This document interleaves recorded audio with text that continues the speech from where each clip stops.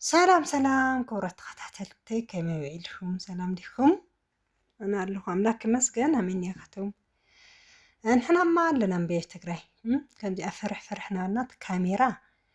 أنا كيبلو نفرح وبخندي فرح بخندي. انتني الأرض اللهون نتحت الجور اللهون ريوت كاميرا نمريتيو. الأرض اللهون فرحكوا إيو. كأوقع.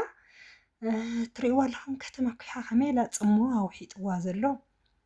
أناقرأكم يا خدي بسرندال لقطار اللي كتما اللي لا همز شاقوا له فرح مويتو صمواتات اللي حطنا لتصالة تجاور ناس دت لهم يتملختي هوا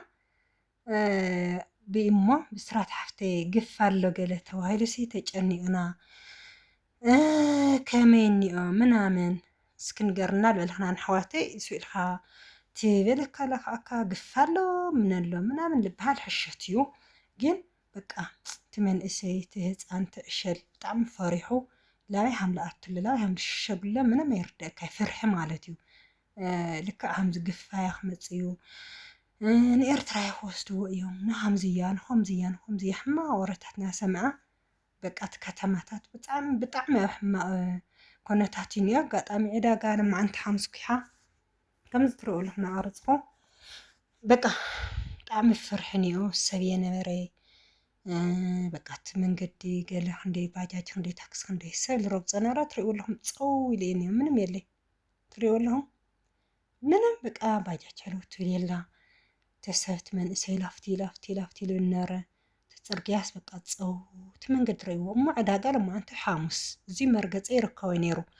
كاو تبقى اخان عداقا كيورد واي عداقا خمزي توقعيا عداقا ير توقعيا عداقا كمزي دران تمጽያ ምናምን አለ ምንም ዕዳጋ ሰብ ሙራድ ገዲፎ ከተማ ሰብ ሙራድ ገዲፎ በፍርሒ ግን እግዚአብሔር አምላክ ይፈልጥ እምበይ ተሰብት ህዝስ ባሉ በጣም ይሽበርሎ እግዚአብሔር አሚን እንትን ከይብል ምንም ተዕዳጋ ሐሙስ ከምዚ መርገጽ ልሳነ ነራ ወላ ሓደ ሰብ ሕሉ ልል የለን ማለት እዩ እና ወረ እዩ ትግፋ ገለ ምናምንስ ኣይትጫናነቕ ኣሕዋተይ በቃ ትወረስ ባዕሉ ተሰዊ ወሳስ ከሉ በቃ ሓንቲ ወረት ሰሚዕኻስ ክልተ ሰለስተ ዕፅፊ ገይሩ ይናገር ኣነ ስግርም ይብለና ኣብ ወርሓይ ዳርጋ ወርሓይ ዕዳጋ ከይድን ኢኹም ማለት ኣብ ገዛና ስራሕቲ ባኒ ገለ ካብ ኣጋጣሚ ናይ ባኒ ፊኖ ወዲኤ ምናምን ከምፅእ ከይደ ገይራ ምንም በቃ ፅሙዋ እንዳለ ፅሙዋ ካብኡ ተወፂኻ ብዙሕ ወርሒ ሒዝካ ትመፅእ በቃ እንዴ خلت زربح سميع خاص سلست ربعة عطف يلقون على التسوسي ناتشبر انا فرحه يوسخلو ين እግዚአብሔር አምላክ አሚን ያው በጸሎት ምስሃገር ከም ጽባይን በ ነፍስ ደሰሎ መጫናነቂ ከምዚኒ ዓድና ምናምን ተወልኸን ሓዋተይ ብዙሕ ኣይትጫናነቃ ተሰብስ በቃ ላ ፈርሐ ገለስ ብታይ ደኾን ዓድያ ከምዚኒ ብታይ ደኾን ዓድያ ከምዚኒ እናለስ بعد السقام يمن أفرحس انتني بل بقى ጭንቀት يسلي ፎቶይት ህዚ ተሕርስ ለኮ ፎቶይهم ሉሎ ካብ ጭንቅል ተልዓለማ እንታን ከጥንቀት ሰዲም እንታን ታይ ምዃኑ ይርደከ በጣም ናተዋሳስኻ ስለልና ገርሰ ብዙሕ ሲ ኣይትጫናነቁስ እግዚአብሔር አምላክ ፈለጥ ጸሎት ጎርና በቃ ስደት ለኹም ሁሉም ጸሎት ለትግራይ ጸሎት ጎርላ ቦነስ ካስልካስ ፍርሒ ምንም ነገር ሊረአ ካለስ በልካስ فرحي تسات ربشو تسات شبيرو مو عداقة حمسين قدامن كيحا تركيا مرقز يولي وشت عداقة مرقز يولي خازقين هامديل تريت لها اي حزني جانا نهلوس تسات تنكي صمواي همزقير خوحطاس يحزنكا مبيت كونتاتس كمزلو الرسي خواني بقى مالت كراقاقا على خاليو كونتات ليتفتر سلالقرب بإግዚአብሔር حيلي أسدت للخن عدل له حواتخن ولدخن من أسيلو أسون خن عدلو لكل بيت ساكن تجنقة بقى مدهني ألم بعرفها تفلت تلقى صولة مقبار المدهني ألم عميخا لقول قدس مكيل أركيخا بقى بعرفها تفلت حدرها هاجرنا عد ناس حوات ناس سلام غير خاص بسلام حلنا يلخا بصولة مبالين به ምጭንና አይድሊ አዳሜን ያው በኢሞላ መጻኸን በመሰንጀር ለመጻኸን ሓቂ ድዩ ግፋ ያለው ተጨንቅና እኮ ስደት ኮይና ምናምን ትላ ብዙሓት ይሆን በተለይ እሞይ በስማ ብዙሕ ግን ይኣቲ ለዋትስኣፕ ገለምቤ ጤን ይብልዩ አዲስ አሪ ሄደን ገርናይ ምናምን አን ምንም ነገር ይሰምዕለኹ ምንም ነገር ይርለኹ ከም ዘለኹም ኣብ ወርሒ የዕዳጋ ወሪዳ ስርሐይ ምንም ለይሰማዕኹ ኣትያ ትርለኹም ትሰውን የለይ መን ክስማዕካ ብስብቲ ደብለቕለቕ ኣይትተኣከቡ ያ ከምዚ የሉ ዝበሃል ወረ ኣነ በቃ ልገዛ ኢልመፅልን ቤት ተወፅየስ በቃ ማንቱ ወፅየ ወርሒ ፊኖ ከምፅስ ምንም ነገር ኣይሰማዕኹ ይመፅየ ቦነት ካብ ግን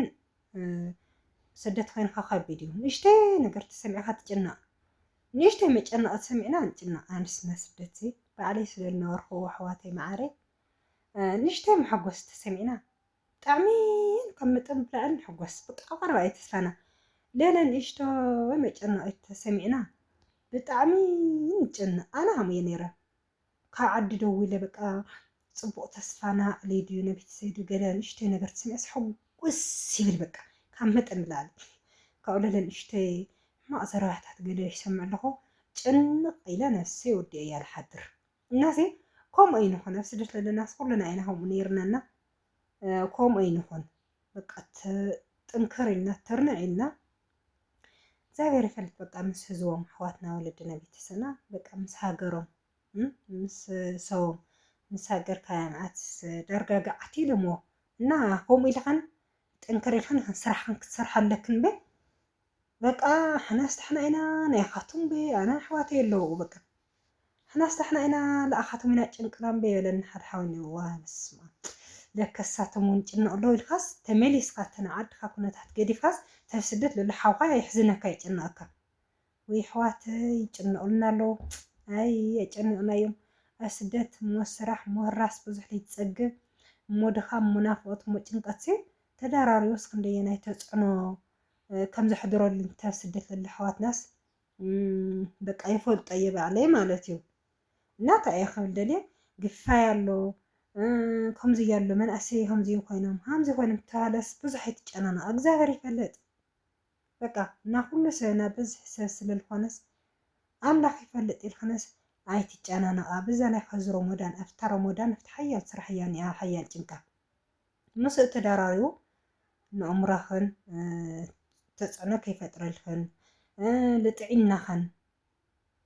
ሕማቕ ነገር ከይትወድቃ ብጭንቀት እኮ ብጭንቀት ዝመፅእ ሕማም መድሓኒት ኣምልይብሉ ኣነ ይነግረኩም ንስኩም ትፈልጡ ካልኣይ ብጭንቀት ዝመፅእ ሕማም ዶክተር የለ ማንጨለት የለ መድሓኒት ኣምልይብሉ ትፈልጡ ኢኹም እና ኣይትጨናቐዝን ኣሕዋተይ በተለይ ደቂ ኣንስትዮ ኣብ ቀረባ ኢና ብንእሽተይ ነገር ጭንቀት በቃ ንእሽተይ ነገር መጨነቒ ተረኺብና ጭንቀት ፍንድእ ርእስና ክሳብ ፍንድእ ንእሽተይ ነገር መሐጎስ ተረኺብና ካብ መጠን ብላዕሊ ንሕጎስ በቃ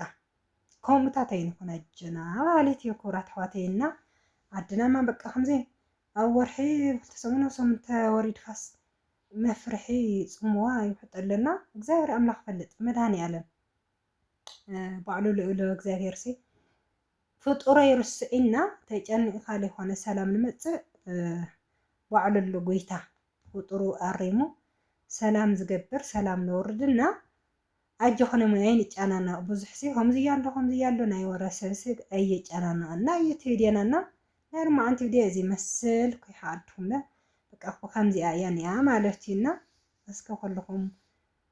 ላይክ ገይርኩም ወፁ እዞም ኣሕዋተይ ስሰናይ ንዓኹም ንመፃኢ ቪድዮታት ተስፋ ዝህብ ዕርቂ ሰላም ኩሉ ነገር